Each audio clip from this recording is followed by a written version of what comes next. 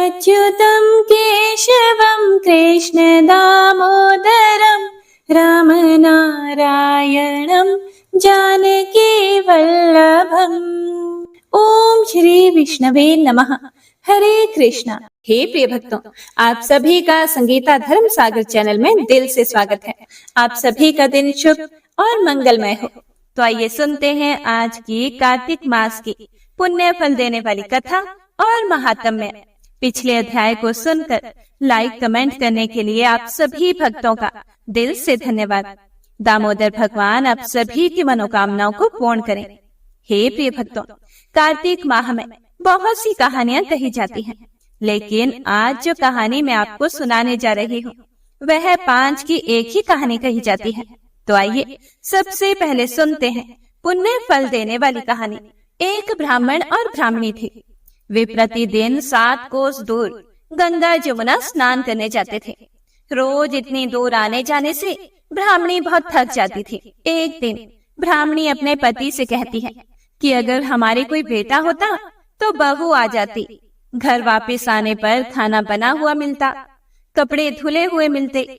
फिर ब्राह्मण कहता है कि तूने बड़ी भली बात कही, चल मैं तेरे लिए बहू ला ही देता हूँ।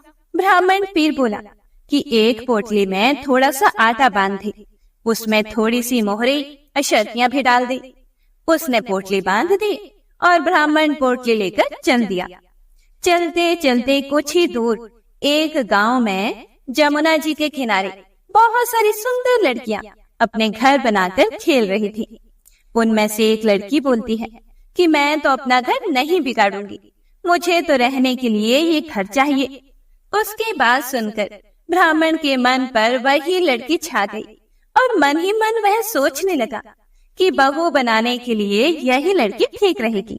जब वह लड़की जाने लगी तो ब्राह्मण भी उसके पीछे पीछे चल पड़ा। और जब वह लड़की अपने घर पहुंची तब बूढ़ा ब्राह्मण बोला कि हे पुत्री, कार्तिक का महीना है, मैं किसी के यहाँ पर भी खाना नहीं खाता। तुम अपनी माँ से पूछो कि मेरा आटा छान कर 4 रोटी बना देगी क्या? यदि वह मेरा आटा छान कर रोटी बनाएगी तभी मैं खाऊंगा। लड़की अपनी माँ को सारी बात बता देती है। फिर उसकी माँ कहती है कि हे बेटी, बाबा से कह दे कि रोटी में 4 रोटी वह भी खा लेंगे। लेकिन लड़की कहती है कि नहीं माँ, बाबा ने कहा है कि मेरा आटा छान कर बनाओगी तभी वह खाएंगे। तब उसकी माँ कहती है कि ठीक है, जा बाबा से कह दे कि वह अपना आटा दे दे। उसने आटा छाना तो उसमें से मोहरी या शर्फियां निकली। वह सोचने लगी कि जिसके आटे में इतनी मोहरी और अशर्फियां हैं उसके घर में ना जाने कितनी होंगी। जब ब्राह्मण रोटी खाने बैठा तो लड़की की माँ बोली, हे बाबा, तुम लड़के की सगाई करने जा रहे हो क्या? बाबा बोला कि मेरा लड़का तो काशी बनारस पढ़ने गया हुआ है, लेकिन अगर तुम कहो तो मैं खांड कटोरे से तेरी बेटी को ब्याह कर साथ ले जाऊं। लड़की की माँ बोली कि ठीक है बाबा, और वह उसके साथ ब्याह कर लाया। घर आकर वह बोला, रामो की माँ, दरवाजा खोल कर देख, मैं तेरे लिए बहू लेकर आया हूँ, आकर बहू का स्वागत सत्कार कर। फिर अंदर से ब्राह्मणी बोली कि दुनिया ताने मारती थी, अब तो भी मार ले। हमारे तो 7 जन्म तक कोई बेटा बेटी नहीं है, तो बहू कहाँ से आएगी?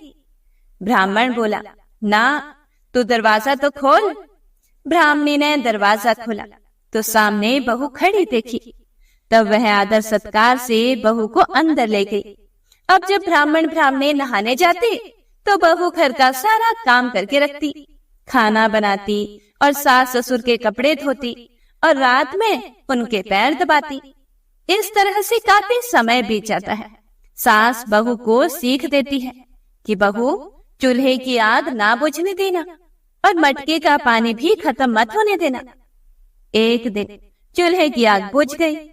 बहू भागी भागी पड़ोसन के घर गई और उसे बोली कि मुझे थोड़ी सी आग दे दो, मेरे चूल्हे की आग बुझ गई है। मेरे सास ससुर सुबह 4 बजे से बाहर गए हुए हैं और वे थके हारे वापिस आएंगे, मुझे उनके लिए खाना बनाना है। यह सुनकर उसकी पड़ोसन बोली, अरे तू तो बावली है, तुझे तो ये दोनों मिलकर पागल बना रहे हैं। इनका ना तो कोई बेटा है और ना ही कोई बेटी। बहू बोली, नहीं नहीं, आप ऐसा मत बोलो, क्योंकि इनका बेटा काशी बनारस पढ़ने गया है। पड़ोसन फिर से बोली, अरे तुझे ये झूठ बोलकर लाए हैं, इनका कोई भी बेटा नहीं है। अब बहू पड़ोसन की बातों में आ गई और कहने लगी कि अब आप ही बताओ मैं क्या करूं। पड़ोसन कहने लगी, करना क्या है, जब सास ससुर आए तब जली फूंकी रोटी बना देना, अलूनी पलूनी दाल बना देना, खीर की कड़छी दाल में और दाल की कड़छी खीर में डाल देना। बहू पड़ोसन की सारी सीख लेकर अपने घर आ गई और जैसा पड़ोसन ने बताया वैसा ही उसने किया। जब सास ससुर घर आए तब भूखों का कोई आदर सत्कार बहू ने नहीं किया और ना ही उनके कपड़े धोए।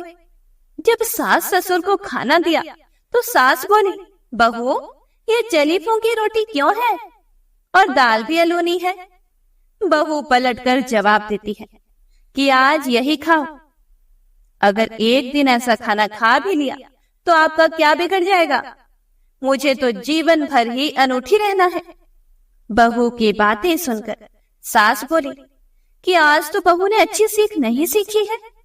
अब बहू फिर से पड़ोसन के घर भागती है और उससे कहती है कि अब आगे बताओ मुझे क्या करना है। पड़ोसन बोली कि अब तुम सातों कोठों की चाबी मांग लेना। अगले दिन जब सास जाने लगी तो बहू अड़ गई कि मुझे तो सातों कोठों की चाबी चाहिए। तो ससुर कहने लगा कि हे भाग्यवान, इसे दे दो, इसे चाबी लाकर दे दो, आज नहीं तो कल चाबी इसे ही तो देनी है। हम आज हैं कल नहीं, इसीलिए चाबी इसे दे दो। सास ससुर के जाने के बाद बहू ने कोठे खोलकर देखे तो किसी में अन्न भरा है, किसी में धन भरा है, किसी में बर्तन भरे हैं, सभी में अटूट भंडार भरे पड़े हैं। जब बहू ने सातवां कोठा खोला तो उसमें महादेव जी, पार्वती माता जी, गणेश जी, लक्ष्मी जी, पीपल पथवारी, कार्तिक के ठाकुर, राई दामोदर, तुलसा जी का बेड़वा, गंगा जमुना बह रही है, 33 करोड़ देवी देवता विराजमान है और वहीं एक लड़का चंदन की चौकी पर बैठा माला जप रहा है। सब देखकर बहू लड़के से पूछती है कि तुम कौन हो। फिर उससे लड़का बोला कि मैं तेरा पति हूँ, दरवाजा बंद कर दो, जब मेरे माता पिता आएंगे तभी खोलना। सारा नजारा देखकर बहू बड़ी खुश हुई और नाचने फिरने लगी। 16 श्रृंगार करके सुंदर वस्त्र पहनकर सास ससुर का इंतजार करने लगी। उनके लिए 36 प्रकार के पकवान बनाकर रखे।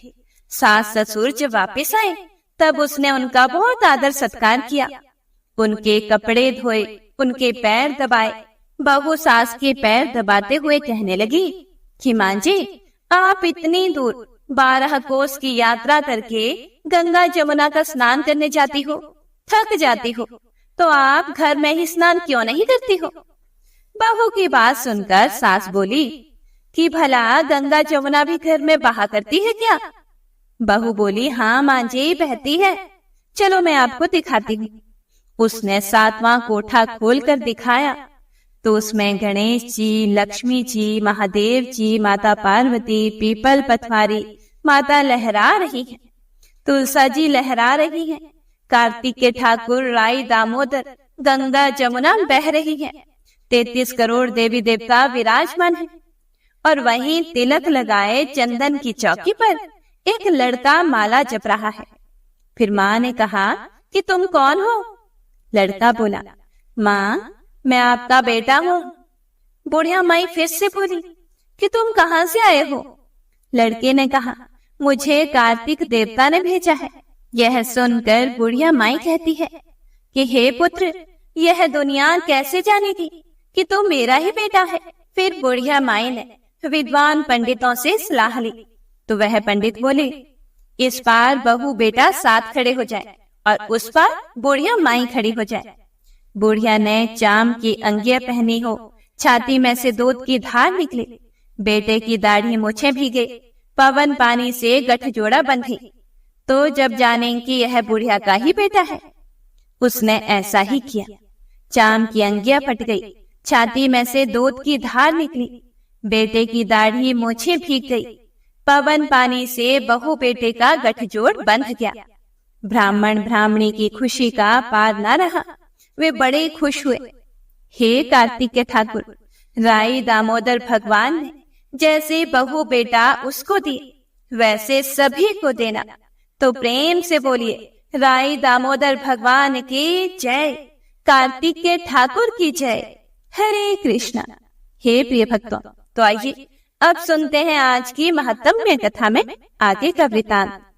शौनक आदि 88,000 ऋषियों से श्री सूत जी महाराज कहने लगे कि कार्तिक और अन्य मासों में किए जाने वाले इन पवित्र व्रतों की जानकारी प्राप्त करने के बाद देव ऋषि नारद जी के मन में यह जानने की इच्छा उठी कि कार्तिक मास के लिए सर्वश्रेष्ठ व्रत कौन सा है। फिर उन्होंने इस बारे में भी श्री ब्रह्मा जी से पूछा। ब्रह्मा जी ने उत्तर देते हुए कहा कि हे पुत्र, अब मैं तुम्हें उस परम गोपनीय और अटल फलदायी नक्त व्रत के बारे में बताता हूँ, जो सुख सौभाग्य और मोक्ष के साथ साथ स्त्रियों को अटल सुहाग भी देता है। परम पवित्र और पाप नाशक इस नक्त व्रत को विधिवत करने से सौभाग्यवती स्त्रियां मनोवांछित फल पाती हैं। इसीलिए यह नक्त व्रत सौभाग्यवती स्त्रियों को अवश्य ही करना चाहिए। ब्रह्मा जी के श्रीमुख से इस व्रत की इतनी महत्ता को सुनकर देव ऋषि नारद के मन में इसके विधि विधान को जानने की बड़ी इच्छा जागृत हुई। तब देव ऋषि नारद की जिज्ञासा को शांत करते हुए श्री ब्रह्मा जी ने मुस्कुराते हुए कहा, हे वत्स, यह अति गोपनीय और देव दुर्लभ व्रत है, परंतु तुम्हारे से स्नेह और लोक कल्याण की भावना से कार्तिक मास के इस विशिष्ट व्रत के बारे में भी बताता हूँ। व्रत करने वाला आश्वेन शुक्ल पूर्णमासी को प्रातः काल उठकर शौच आदि से निवृत्त होकर दंत मंजन करे। इसके बाद 2 नदियों के संगम नदी, सरोवर, कुंड या फिर कुएं या फिर घर में ही स्नान करे। व्रत के एक दिन पहले सिर नहीं धोए और व्रत वाले दिन विधि पूर्वक स्नान करे, अर्थात सिर से स्नान करे और पवित्र भावना से विधाता का स्मरण करे। फिर व्रत का संकल्प इस प्रकार करे, हे जगत के रचयिता और कर्ता, आप कृपया करके मेरे पति देव की रक्षा और मेरी संतान की वृद्धि कीजिए। फिर सूर्य जाप करके सूर्य देव को नतमस्तक होकर प्रणाम करें। उस दिन सुंदर वस्त्र और आभूषण धारण करें और फिर दिन में भोजन अथवा जलपान बिल्कुल भी नहीं करना चाहिए। पूरे दिन निराहार रहकर भजन कीर्तन और पूजा में अपना दिन बिताना चाहिए। हे प्रिय भक्तों, सूत जी ऋषियों से बोले कि यहाँ पर देव ऋषि नारद जी को श्री ब्रह्मा जी आश्विन पूर्णिमा, जिसे शरद पूर्णिमा और कोजागरी पूर्णिमा भी कहते हैं, उसके विधि विधान के बारे में बता रहे हैं। और यह व्रत हर सुहागिन महिला को करना चाहिए। पूजन विधि के बारे में बताते हुए श्री ब्रह्मा जी ने कहा कि सायंकाल में श्री विष्णु की चांदी के पात्र में दूध डालकर पूजा करनी चाहिए। प्रतिमा अपनी सामर्थ्य के अनुसार सोने, चांदी, तांबे या फिर मिट्टी के भी बना सकते हैं। फिर उसे लाल या पीले वस्त्र पहनाएं। फिर विधि विधान से पूजा करें। चांदी के पात्र में रखे हुए दूध को सोने की मथनी से या फिर अपनी सामर्थ्य के अनुसार लकड़ी की मथनी से मथें। साथ ही यह प्रार्थना करें, हे श्री हरि, मुझे भोग आदि के लिए गौ प्रदान करके मेरी संपत्ति के वृद्धि कीजिए। मेरे पति देव को धन धान्य युक्त और चिरायु करें और बहुत से दास दासियां प्रदान कीजिए। इसके बाद ब्राह्मणों को भोजन कराएं और अपने कुल के वृद्धों और वृद्धाओं को बहुत स्वादिष्ट भोजन कराकर उनकी आत्माओं को तृप्त करें। फिर तारों को देखकर स्वयं भी भोजन करना चाहिए। यह आश्विन शुक्ल पूर्णमासी को किया जाने वाला नक्त व्रत है। यह व्रत सभी प्रकार के पापों का नाश करने वाला, समस्त कामनाओं को पूर्ण करने वाला और ज्ञानी पुरुषों को मुक्ति देने वाला है। भगवान जप तप और तीर्थ स्थान से उतने प्रसन्न नहीं होते जितने कि इस व्रत से हो जाते हैं। जो इस दिन श्री हरि के आगे कपूर जलाता है उसको बड़े वृक्षों और गौओं के दान का फल प्राप्त होता है और उसके कई कुल वैकुंठ लोक में वास करते हैं। जो केसर और कस्तूरी सहित कपूर अर्पित करता है उसके कई वंश वैकुंठ लोक को प्राप्त हो जाते हैं। जो स्त्री इस दिन वस्त्र दान करती है वह कपड़े के सूत्रों की लड़ियों के बराबर करोड़ों वर्ष वैकुंठ लोक में वास करती है। जो इस दिन गहने दान करती है उससे ब्रह्मलोक की प्राप्ति होती है। जो स्त्री हृदय में श्री हरि का नाम लेती है और मस्तक पर निर्माल्य धारण करती है वह सदैव सौभाग्यवती और पतिव्रता बनी रहती है। इस व्रतधारी को आश्विन शुक्ल पूर्णमासी को स्नान पूजन करने के साथ ही ब्राह्मणों को भोजन और वृद्ध जनों का पूजन अवश्य करना चाहिए। सायंकाल श्री हरि का पूजन करने के बाद प्रार्थना करें कि हे श्री हरि, यह व्रत मैंने आपके निमित्त किया है, इसीलिए इसमें किसी भी प्रकार की कोई कमी हो तो उसको आप स्वयं ही पूरा करें।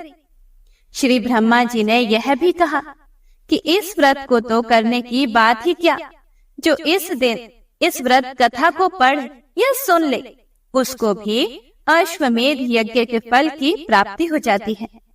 इस प्रकार देव ऋषि नारद जी को व्रत का महत्म्य बताकर कुछ क्षण के लिए श्री ब्रह्मा जी मौन हो गए। हे प्रिय भक्तों, तो आज का यह अध्याय यही समाप्त होता है। इससे आगे का वृत्तांत आप अगले अध्याय में सुनिएगा। तो आइए भगवान विष्णु और लक्ष्मी जी की कृपा प्राप्त करने के लिए अब सुनते हैं तुलसी चालीसा का पाठ। और आज शनिवार है, तो शनिवार के दिन तुलसी चालीसा का पाठ करने से शनि दोष से भी छुटकारा मिलता है और सौभाग्य में वृद्धि होती है। श्री तुलसी महारानी करो विनय सिर नाए, जो मम हो संकट विकट दीजे मात नशाए। नमो नमो तुलसी महारानी, महिमा मिट ना जाए बखानी। दियो विष्णु तुमको सन्माना, जग में छायो सुयश महाना। विष्णु प्रिया जय जयति भवानी, तिहु लोक की हो सुख खानी। भगवत पूजा कर जो कोई, बिना तुम्हारे सफल न होई। जिन घर तब नहीं होए निवासा, उस पर करी विष्णु नहीं वासा। करे सदा जो तब नित सुमिरन, तेहि के काज होए सब पूरन। कार्तिक मास महात्म तुम्हारा, ताको जानत सब संसारा। तब पूजन जो करे कुवारी, पावे सुंदर वर सुकुमारी। कर जो पूजन नित प्रति नारी, सुख संपत्ति से होए सुखारी। वृद्धा नारी करे जो पूजन, मिले भक्ति होवे पुलकित मन। श्रद्धा से पूजे जो कोई, भवनिधि से तर जावे सोई। कथा भागवत यज्ञ करावे, तुम बिन नहीं सफलता पावे। छायो तब प्रताप जग भारी, ध्यावत तुम ही सकल चित धारे। तुम ही मात यंत्रन तंत्रन में, सकल काज सिद्धि हो वीक्षण में। औषधि रूप आप हो माता, सब जग में तब यश विख्याता। देव ऋषि मुनियों तप धारी, करत सदा तब जय जयकारी। वेद पुराणन तब यश गाया, महिमा गम पार नहीं पाया।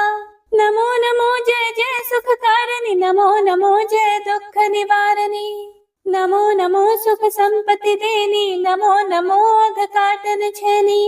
नमो नमो भक्तन दुख हरणी, नमो नमो दुष्टन मद छेनी। नमो नमो भव पार उतारणी, नमो नमो परलोक सुधारणी। नमो नमो निज भक्त उबारणी, नमो नमो जन काज संवारणी। नमो नमो जय कुमति नशावनी, नमो नमो सुख उपजावनी। जयति जयति जय तुलसी माई, ध्याऊं तुमको शेष नवाई। निज जन जानी मोहि अपनाओ, बिगड़े कारज आप बनाओ। करो विनय मैं मात तुम्हारी, पूर्ण आशा करहूँ हमारी। शरण चरण कर जोरी मनाऊं, निश दिन तेरे ही गुण गाऊं। कहूँ मात यह अब मोह पर दाया, निर्मल होए सकल मम काया।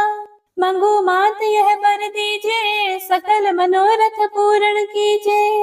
जनु नहीं कुछ नेम आचारा, क्षमहु मात अपराध हमारा। 12 मास करे जो पूजा, तासम जग में और न दूजा। प्रथम ही गंगा जल मंगवावे, फिर सुंदर स्नान करावे। चंदन अक्षत पुष्प चढ़ावे, धूप दीप नैवेद्य लगावे। करे आचमन गंगा जल से, ध्यान करे हृदय निर्मल से। पाठ करे फिर 40 की, स्तुति करे मात तुलसा की। यह विधि पूजा करे हमेशा, ताके तन नहीं रहे कलेशा। करे मास कार्तिक का साधन, सोवे नित्य पवित्र सिद्ध हुए जाहि। है ये कथा महा सुखदाई, पढ़े सुने सो भव तर जाए। तुलसी मैया तुम कल्याणी, तुम्हारी महिमा सब जग जाने। भावना तुझे मनित नित ध्यावे, गा कर मां तुझे रिझावे। यह श्री तुलसी 40 पाठ करे जो कोई, गोविंद सो फल पावहि, जो मन इच्छा होए। जय मां तुलसा। हे प्रिय भक्तों, तो आज की यह कथा यहीं पर समाप्त होती है। उम्मीद करती हूँ आपको कथा बहुत अच्छी लगी होगी और आपने पूरे मन लगाकर पूरी सुनी होगी। अगर आपको कथा पसंद आई हो तो लाइक करके कमेंट बॉक्स में जयकारा जरूर लगाइएगा। तो मिलते हैं अगली कथा के साथ, तब तक के लिए हरे कृष्णा।